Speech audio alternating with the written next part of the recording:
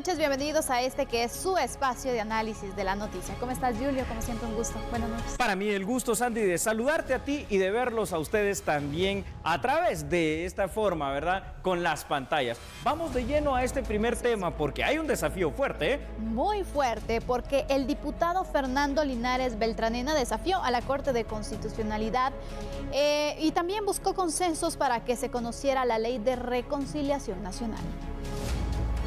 No desde la cárcel seguiré luchando, porque los principios no claudican ni por el encarcelamiento ni por ningún agravio. O sea que seguiremos adelante porque lo pide la justicia. Estas fueron las palabras del diputado Fernando Linares Beltranena luego de solicitar ante el Pleno del Congreso de la República la modificación del orden del día para que se conociera en tercera lectura las reformas a la Ley de Reconciliación Nacional, a pesar que la Corte de Constitucionalidad frenara su discusión en el Congreso de la República. Aunque solo obtuvo 38 votos a favor que no fueron suficientes para que se aprobara la moción, el congresista señaló que fue un acto de desobediencia ante la CC y que continuará apoyando las reformas. Pero más importante, la Corte de Constitucionalidad, 3 magistrados denunciados, nos prohibieron discutir este tema y lo estamos haciendo en desobediencia de lo que ordenaron estos magistrados porque ellos están cometiendo delitos. Yo les presenté doble denuncia por violación a la Constitución y por coacción. ¿Y por qué? Porque ellos impunemente están tratando de que no se conozca esta iniciativa por el fondo, por su militarfobia, para que se sigan pagando resarcimientos a todos los que los han cobrado del lado del terrorismo.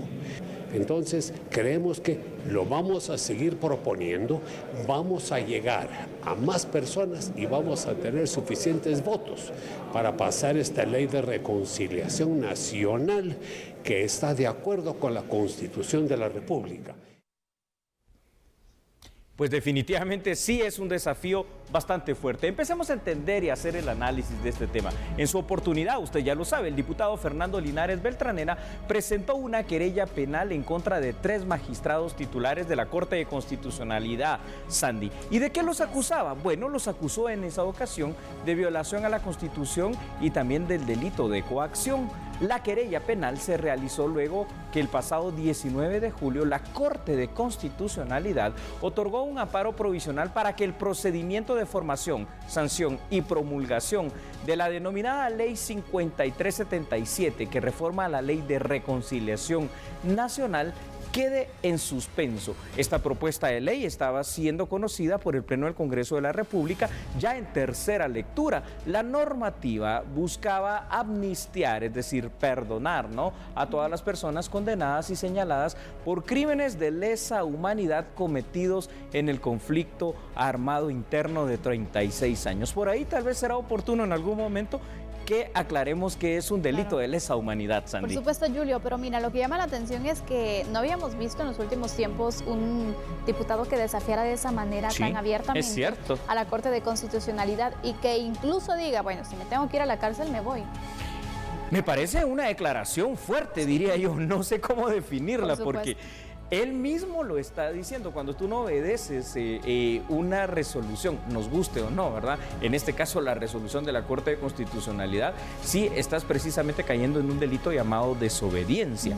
Y de alguna manera, aquí es donde el diputado Fernando Linares Beltranena pasó inclusive del dicho al hecho, porque hoy, Sandy, presentó una moción privilegiada y a través de esa moción privilegiada obtuvo que 38 diputados de alguna manera estuvieran de acuerdo con que se conociera este proyecto de ley en tercera lectura. Por supuesto que 38 diputados no es suficiente para conocerla, entonces no pasó, pero el desafío ahí estuvo y fue abierto y público. Yo lo que hubiera pasado, por ejemplo, planteándonos el escenario que logra los votos para poder conocer en tercer debate y lo aprueban esta iniciativa de ley. ¡Qué escenario, Sandy! De verdad sería algo inusitado. A ver, porque uno puede decir, Cuando yo desobedezco la orden de un juez, en este caso de los magistrados de la CC, pues entonces cometo este delito de desobediencia y rápidamente voy a prisión. No en este caso, porque los diputados están cubiertos por el derecho al antejuicio, que tú sabes.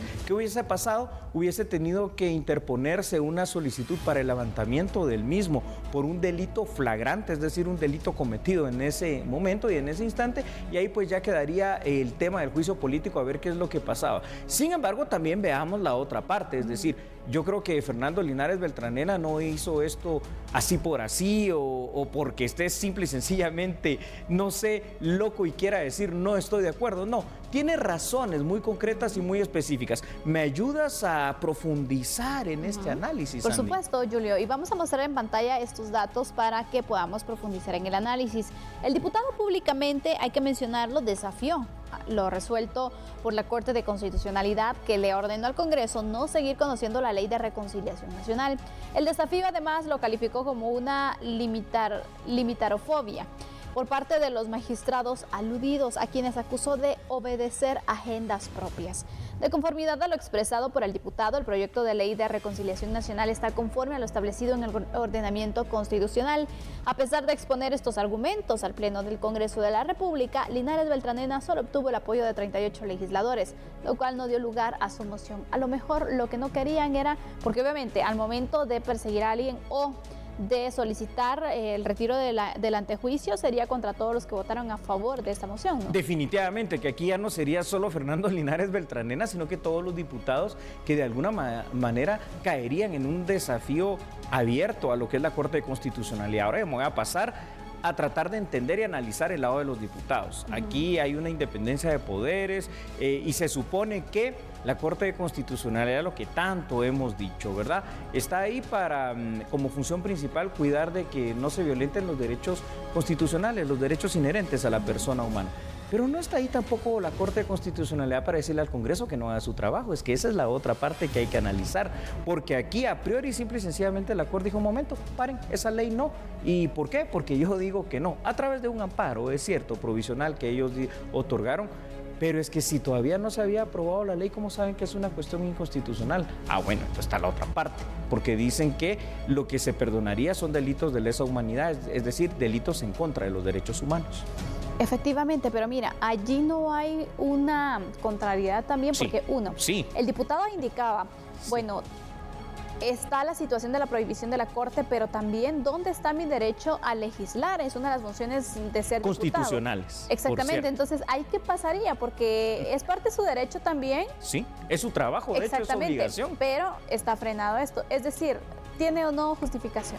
Yo creo que al final de cuentas, hasta que la ley no sea aprobada, si es que se llega a aprobar, por lo visto esto no va a suceder, creo que no tenía justificación todavía Corte de Constitucionalidad de frenar, viendo el otro lado de la moneda, el trabajo legislativo, ya que no es esa su función. Ahora bien, recordemos que en los temas de los acuerdos de paz, el tema de la amnistía como tal, es decir, el perdón total a los delitos de lesa humanidad, se dio únicamente para una de las dos partes enfrentadas, es decir, para la parte que integraba la guerrilla, más no para el ejército. Entonces tú puedes decir, es que cómo es que se vaya a amnistiar a todos, incluyendo, digamos, a los militares que probablemente estuvieron envueltos en algún tipo de violación a derechos humanos.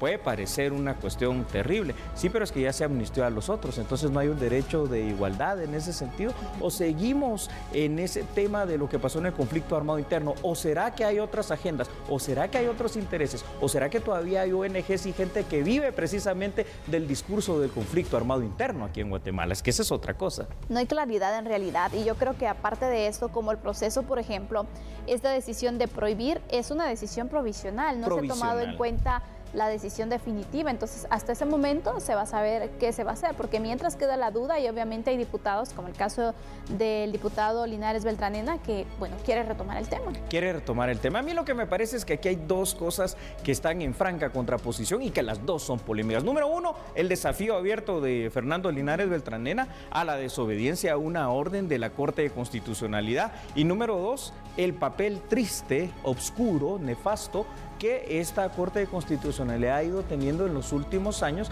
en este caso pues tratando inclusive de convertirse ellos en legisladores. Creo que a los magistrados de la CC les gusta un poquito todo lo que tiene que ver con la administración pública, porque a veces quieren ser ministros de Relaciones Exteriores, otras veces quieren ser diputados en cuanto a funciones, y estamos creando aquí una confusión, mezclando una cosa con la otra y creando un caos. Tampoco es sano el hecho de que yo abiertamente, en este caso sobre todo investido como diputado, diga y voy a desobedecer abiertamente a la CC. Polémica por donde lo veas. Efectivamente. Bueno, vamos a concluir con este tema porque debemos hacer una pausa, pero cuando regresemos, ¿de qué vamos a estar hablando? Bueno, continuaremos hablando de la Corte de Constitucionalidad, solo que ahora, en este caso, es el CACIF quien le está pidiendo que resuelva pronto un recurso, porque parece que hay recursos que se resuelven rápido y otros que pasan meses o años y nunca se resuelven, Sandy. Todo esto cuando regresemos de la pausa, por favor, continúe con nosotros. No cambies, somos TN23 y su programa, por supuesto, es A la Medida.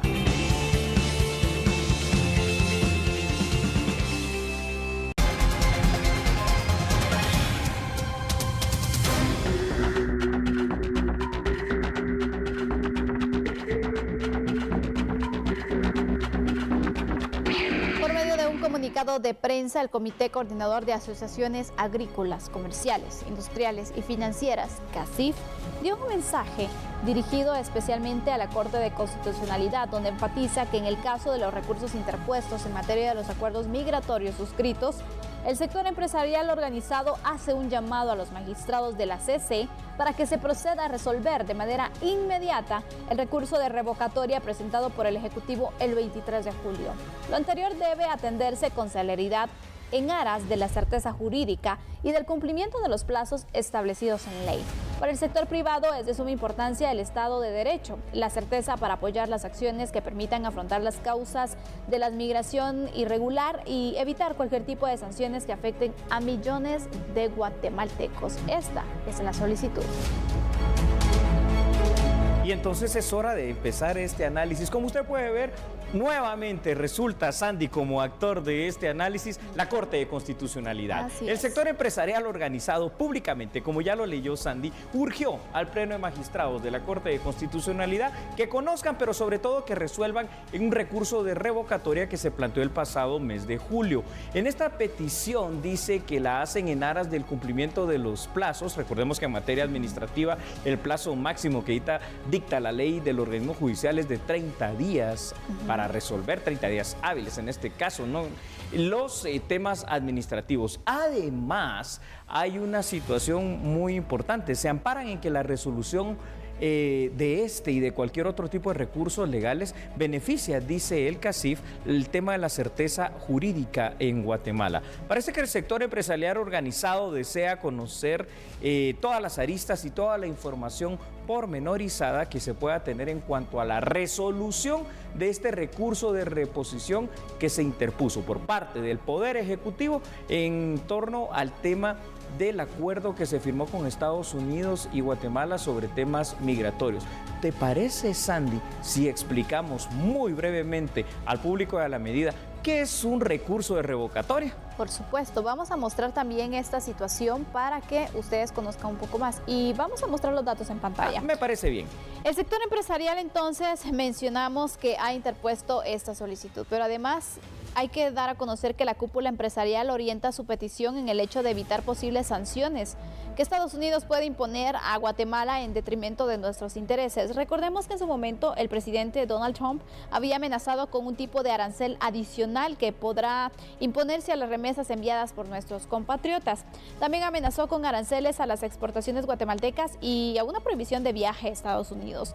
Quizá lo que sea o que desea evitar el CACIF en este caso es una resolución tardía por parte de la CC, como ha ocurrido en otros casos paradigmáticos que están vinculados al sector de la minería, por ejemplo. Ahora bien, Julio, ¿qué significa este recurso? Claro, porque hemos escuchado tanto el amparo y escuchamos el recurso de constitucionalidad. Y los plazos, por supuesto, porque vemos que algunos se tardan más que otros. Y los plazos. A ver, nuestra legislación guatemalteca dice que el recurso de revocatoria es la potestad que tiene todo ciudadano guatemalteco, Sandy, en este caso de poder recurrir, es es decir, de poder pedirle a una autoridad judicial competente, en este caso a los magistrados de la Corte de Constitucionalidad, que revisen una resolución, un dictamen ya emitido para que lo cambien. Claro. ¿A qué se refiere el CACIF en este sentido? Recuérdate que el acuerdo ya está suscrito entre Guatemala y Estados Unidos, pero la Corte de Constitucionalidad lo que hizo fue venir y amparar provisionalmente, digamos, y otorgar un recurso de amparo de manera provisional para que el acuerdo quede en suspenso. Lo que quiere evitar el CACIF, entiendo yo, Sandy, es lo siguiente, lo que pasó, por ejemplo, con el tema de las mineras que tú mencionaste, que se tardaron 48 meses, ¿sí? Uy, sí. 48 meses para resolver un recurso de amparo. En este caso, pues todo debe resolverse rápido, porque cuando vamos a los plazos hay plazos de 3, 15 y de 30 días. Y no puedes, al menos en la teoría, ¿verdad, Sandy? No puede pasar de este tiempo. Sabemos que a la Corte de Constitucionalidad ingresa cualquier cantidad de solicitudes de amparos y otro tipo de recursos, pero también se debería dar relevancia o prioridad a los temas de importancia y de interés nacional, porque exactamente es coyuntura. Este tiene mucho interés y puede tener muchas consecuencias, repercusiones, tanto a nivel social como económico.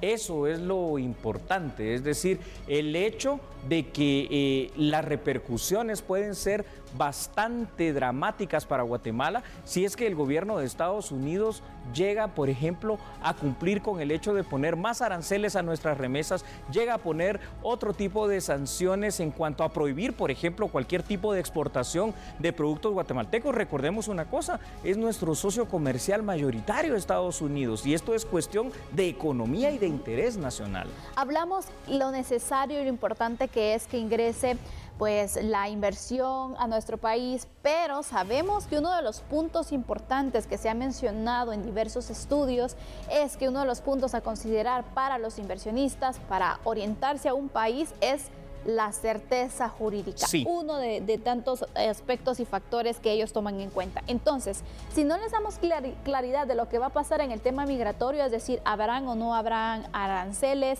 qué va a pasar, es decir, esta inversión se puede ir o puede no llegar. Es correcto, Sandy, así es como perdemos oportunidades, así es como perdemos inversiones, así es como perdemos entonces que vengan acá personas de cualquier país a invertir, a poner sus empresas, a crear plazas de trabajo, porque dicen, no, en Guatemala no hay certeza jurídica, una decisión judicial, un simple recurso de amparo paraliza empresas completas, nacionales y transnacionales por mucho tiempo, y cualquier empresa sí va a la quiebra, Sandy. Claro. Y por supuesto que lo que no se está viendo por parte de la Corte de Constitucionalidad es que esto frena el desarrollo, frena el trabajo, frena inversión nacional y extranjera. Así que me parece muy oportuna la petición, en este caso, del CACIF agremiado acá, pidiéndole de manera pública a través de su comunicado a la Corte de Constitucionalidad lo que tú dijiste, Sandy, simple y sencillamente que hagan su trabajo.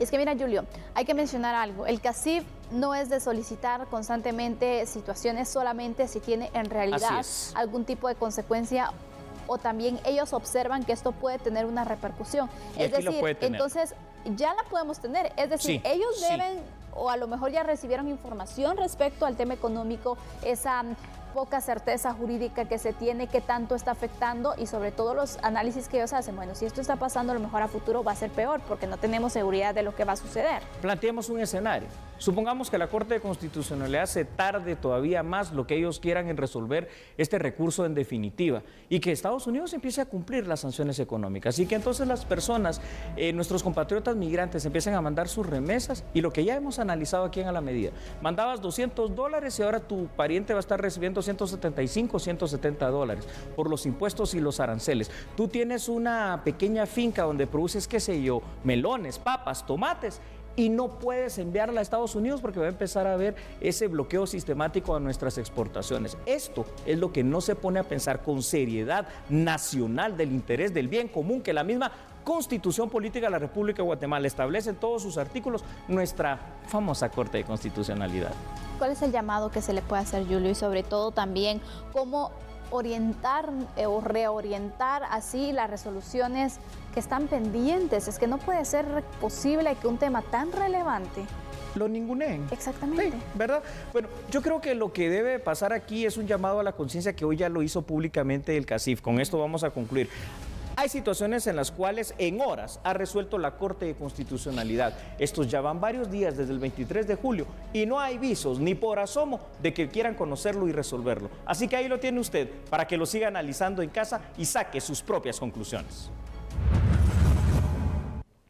Y en otra información, el presidente electo Alejandro Yamatei brindó detalles sobre la gira que realizó en Estados Unidos. Se destacan varias propuestas, especialmente en el ámbito migratorio. La propuesta del presidente electo Alejandro Yamatei es la creación de un nuevo viceministerio de Relaciones Exteriores. Esto surge luego de evaluar el trabajo consular en los Estados Unidos. Tendría entre sus funciones el velar por lo que está sucediendo con nuestros migrantes en los Estados Unidos en todos los aspectos. Por ejemplo, velar sobre la reintegración de los niños que están actualmente en lugares apartados de sus familias. Tendría que velar porque el servicio de consulados en este país funcione adecuadamente y la atención a los migrantes sea efectiva, sea eficaz. Pero le pongo un ejemplo. Hemos hablado de que ese viceministerio va a promover que las personas aquí puedan comprar su casa allá.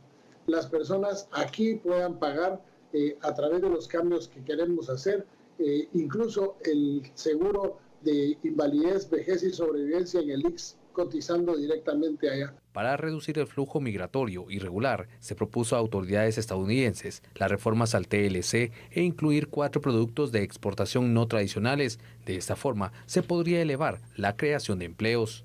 Yo entiendo y comprendo perfectamente el problema de los Estados Unidos en cuanto a tratar de detener su migración, pero también hemos puesto sobre la mesa la imperiosa necesidad que nosotros generemos oportunidades y prosperidad en el país para que la migración no se dé.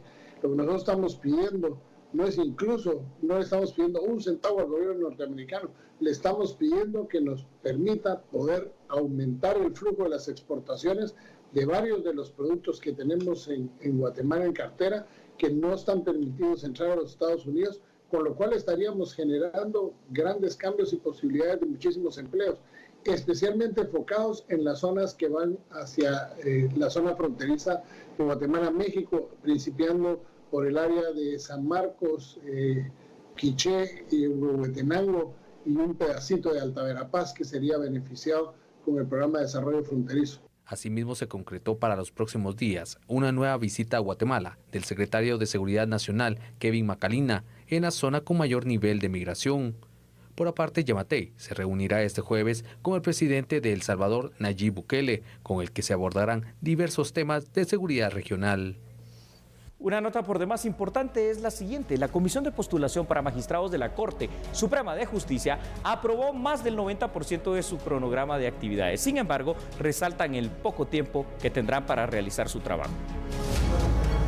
El poco tiempo con el que cuenta la Comisión de Postulación para Magistrados de la Corte Suprema de Justicia sería uno de los obstáculos para reducir los filtros que serían aplicados a los aspirantes. Luego de la aprobación de más del 90% del cronograma de trabajo, se decidió que el 23 de septiembre será la entrega de la nómina de 26 candidatos al Congreso de la República. Esto nos ha obligado a que habrá días de sesiones inagotables hasta ver hasta dónde se puede llegar. Nosotros vamos a hacer el esfuerzo para intentar cumplir con el plazo de ley. Esto implicará que, por ejemplo, las entrevistas no están contempladas. Las pruebas psicométricas tampoco. Entonces, definitivamente, nos encontramos en la alternativa o hacer algo mejor con más tiempo o cumplir con la ley y no hacerlo tan mejor. Bueno, van a ser tanto los aspirantes que en realidad algunos no lo llenarán, pero en realidad no creo yo que ese sea el problema, porque las personas que desean postularse ya tienen listo el expediente.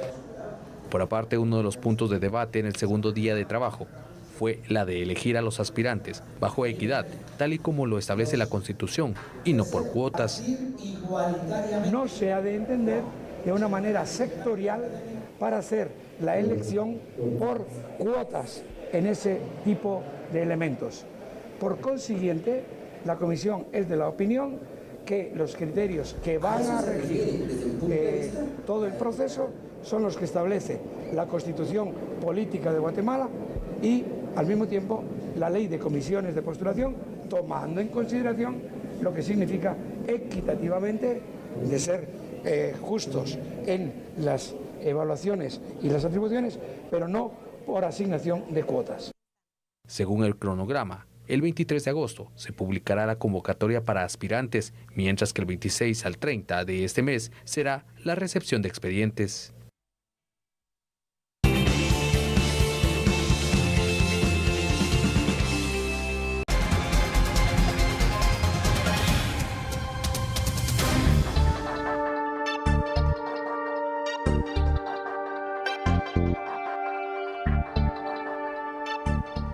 Este miércoles dio inicio a la interpelación en contra del ministro de Comunicaciones, José Luis Benito, en el Congreso de la República.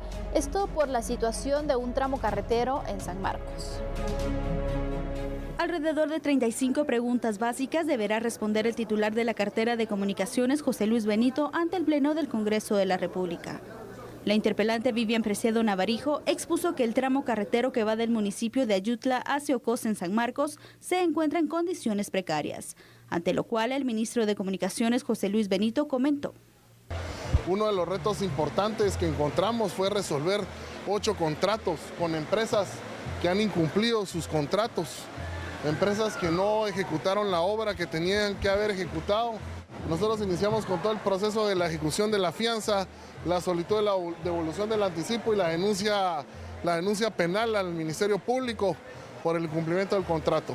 Llegamos a este momento donde ya está rescindido el contrato, donde ya está avanzado el proceso de recepción del tramo y hoy ya pueden encontrar el portal Guatecompras. Otra vez está licitando el tramo de Ayutla a Ocos. Miren, nosotros ahorita yo ordené al viceministro de Infraestructura que enviara maquinaria de la zona vial de la Dirección General de Caminos. Esa maquinaria llegó al tramo anteayer, ya están trabajando ahí, ya me enviaron las fotografías de los primeros trabajos. Estamos trabajando en la estabilización del tramo, mientras ya se da el proceso de contratación que nos llevará alrededor de unos 40 días para que pueda iniciar el proceso. A ver, aquí queda claro una cosa, Sandy y televidentes. Es evidente que las 8 legislaturas de esta denominada nueva era democrática pues han tenido una constante y esa constante se llama precisamente interpelación. Pero bueno, es que esto realmente a veces raya, creo yo, hasta en lo ridículo cuando las interpelaciones tardan tanto tiempo, como en este caso la interpelación al ministro Benito, ¿no? Que ha durado 10 meses. Y en estos el ministro de Desarrollo Social, que precisamente ayer concluyó. Disculpa, exactamente. Sí. Imagínate, tanto tiempo. No, tanto tiempo y para nada. Hacemos los datos, por favor, que son bien importantes y que usted está viendo en pantalla. Es evidente entonces que las interpelaciones no han traído pues nada más que han sido utilizadas como una herramienta política. Sin embargo, en ocasiones, ¿verdad? Hay un exceso y en este caso es más que eso, Sandy, un super exceso de abuso en el caso que analizamos, por ejemplo, anoche. De la interpelación no se obtuvieron resultados que puedan destacarse ni constatarse, ni siquiera en el último de los casos que uno diga, bueno, 10 meses pues y pidieron el voto de falta de confianza al presidente. No llegaron a eso, entonces perdieron el tiempo. Esto cobra tintes dramáticos, Sandy, televidentes, cuando consideramos la importancia que tanto el Congreso como los ministros de Estado juegan un rol importante, al menos en teoría, en las decisiones políticas del país. Pero aquí se está perdiendo dinero, recursos, tiempo y trabajo. Qué lástima, la verdad, porque vemos entonces todo lo que se pierde y tomábamos en cuenta haciendo un cálculo donde, por ejemplo, durante todo este tiempo, estos meses que fue interpelado el ministro de Desarrollo Social, fueron varios millones de quetzales los que se gastaron, más de 10 millones de quetzales es el cálculo que se... costó esa interpelación. Imagínate, todo el tiempo que se desarrolló, es decir... Claro, no porque van los salarios de los diputados. Claro, las dietas y demás. Entonces, ¿no vale la pena legislar este punto? Es decir, tomar en cuenta, bueno, si van a interpelar, es un derecho que tienen los diputados, no se les va a quitar, pero a lo mejor sería bueno establecer un tiempo.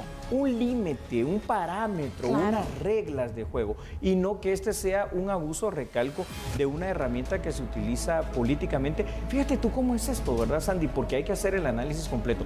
No solo con esto lo que hacen es frenar la agenda del Ejecutivo, es que frenan la propia agenda de ellos, del Congreso de la República. ¿Por qué? Porque la verdad, haciendo cuentas, un día de interpelación para un ministro representa casi un día perdido de trabajo. ¿Por qué? Sí. Porque tienen que estar desde muy temprano, es decir, las sesiones normalmente se agendan para eso a las 9 de la mañana. Es correcto. Ellos tienen que estar antes, porque tienen que estar puntuales. A veces las sesiones se atrasan, empiezan 10, 11, mediodía. Eso es lo que pasa. Entonces, pero eso no significa que el ministro tiene que estar en su lugar o haciendo los recorridos. Tiene que estar ahí esperando. Sí. Posteriormente ya se desarrolla la interpelación. Entonces son otras horas. Es decir, en serio, a veces los ministros salen de ahí muy tarde. Y ya entonces todo ese tiempo lo perdieron. Este cálculo que hicimos en cuanto a los recursos únicamente es en el Congreso, pero imagínate todo lo que se pierde en recursos en los ministerios por atender también esta situación de interpelación. Definitivamente, y esto realmente también cobra otras situaciones más dramáticas. Vuelvo a repetir este eufemismo. Cuando nos enteramos, por ejemplo, dos cosas básicamente fundamentales. Para quienes no saben, el Poder Legislativo, el Congreso de la República, sesiona ordinariamente 2 días, es decir, martes y jueves. No significa que los otros días no trabajen, en teoría al menos, ¿no? Lo que es lunes, miércoles y viernes están para atender a sus electores. Pero además este periodo de sesiones ordinarias va a terminar el 30 de noviembre. No han conocido, aprobado ni discutido lo que es el presupuesto y no, digamos, la agenda legislativa misma. ¿Y sabes qué es lo más dramático? Que te voy a pedir ayuda en este instante para que nos digas a todos nosotros qué otras interpelaciones están en ciernes. Si ustedes pensaron que era el único ministro que faltaba de poder interpelar, no es así. Veamos estos datos en pantalla, porque pareciera que la interpelación en Guatemala se está convirtiendo, escuche bien, en una verdadera pérdida de recursos y de valioso tiempo por parte de los legisladores. Al menos eso se da a conocer o se puede visualizar. Las interpelaciones en el Pleno del Congreso no paran, pues ahora toca el turno al ministro de Comunicaciones, o inició. Cabe preguntarse, ¿cuánto durará y cuánto costará para nuestro país? Es decir, ¿cuánto nos va a costar a nosotros? Además, se tiene también en agenda legislativa y a la espera de interpelación al ministro de Salud Pública, y posteriormente se tiene una segunda interpelación al ministro de Comunicaciones. Exactamente. Ahí le sigue una petición de interpelación para el ministro de Educación. Entonces, recordemos que el periodo ordinario de sesiones de esta legislatura termina el próximo 30 de noviembre y aún debe conocerse, consensuarse y aprobarse el presupuesto 2020. Presupuesto que es prioridad para establecer también los planes, los proyectos de esta nueva administración que tomará posesión el próximo año. Es decir, son temas relevantes. Llamado a la conciencia. Por supuesto, pero mira, a veces, ¿qué se ha hecho en el Congreso? Bueno, se analiza la situación, hay un diputado que lanza una moción privilegiada para proponer, bueno, no podemos estar interpelando únicamente, vamos a dejar martes para conocer leyes y jueves para interpelaciones. Podría ser una opción, pero ojalá que no se tarde mucho. Puede ser una opción, ojalá que no, porque a mí sí me preocupa y lo volvemos a retomar, el tema del presupuesto. Sandy, a ver, hay que ser responsable en el ejercicio del cargo. Si nosotros estamos hablando que en Guatemala las prioridades, pues todos las conocemos, seguridad, ¿no? Salud, educación, entre otras, trabajo, ¿no? El desarrollo, entonces creo que eso debe verse reflejado en un presupuesto que sea bien analizado, que sea bien consensuado, bien discutido y que refuerce a las instituciones pertinentes, al Sistema Nacional de Seguridad, al Ministerio de Gobernación, a la Policía Nacional Civil, al Sistema Penitenciario, al Ministerio de Educación, al Ministerio de Salud, pero no va a dar tiempo porque los señores diputados, Sandy, y televidentes, evidentemente están en este jueguito y esta fiesta de interpelación que no nos lleva a ninguna parte y que a usted le cuesta millones de quetzales, son sus impuestos.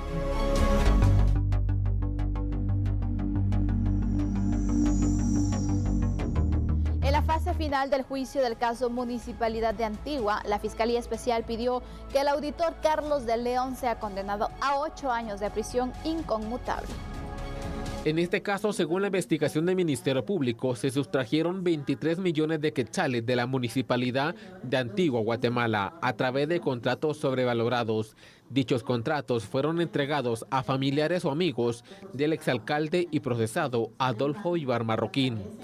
La fiscal del caso pidió que el acusado Carlos de León, quien trabajó como auditor, fuera condenado a 8 años de cárcel por los delitos de incumplimiento de deberes y cohecho pasivo.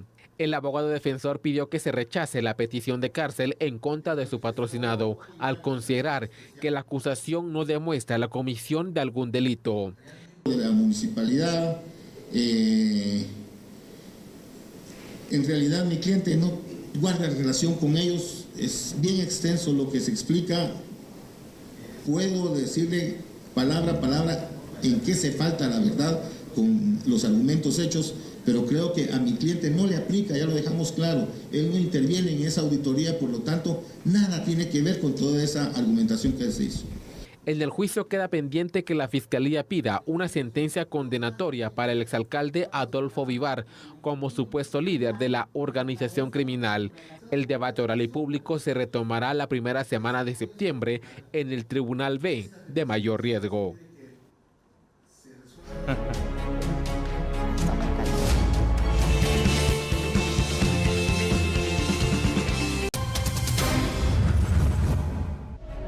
Gracias por seguir aquí en sintonía de A la Medida. La cartera del Tesoro proyecta 2.000 millones de quetzales para la protección financiera ante el riesgo de desastres naturales como por ejemplo inundaciones, sequías, eventos telúricos de gran magnitud, entre otros.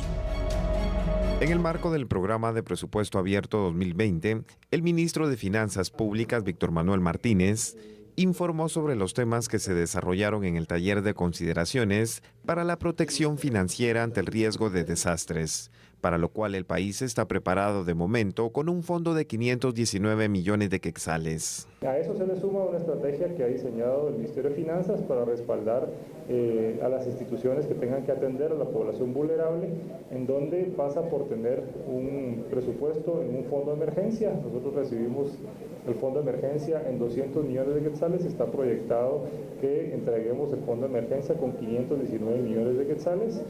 Adicional a eso, se está trabajando y ya tenemos vigente un préstamo paramétrico que tiene previsto ser utilizado en el caso que se dé un escenario de exceso de lluvias para poder dotar de 35 millones de quetzales para poder atender de forma diligente y emergente los requerimientos de las unidades y entidades de emergencia. Los 519 millones son del fondo de emergencia, que estarían a disposición de las emergencias al finalizar el año. Eso es lo que nosotros prevemos al 31 de diciembre, que se utilizan y se activan en el momento que se tiene una declaratoria por la parte de la Ley de Orden Público, donde hay un desastre natural de escala nacional.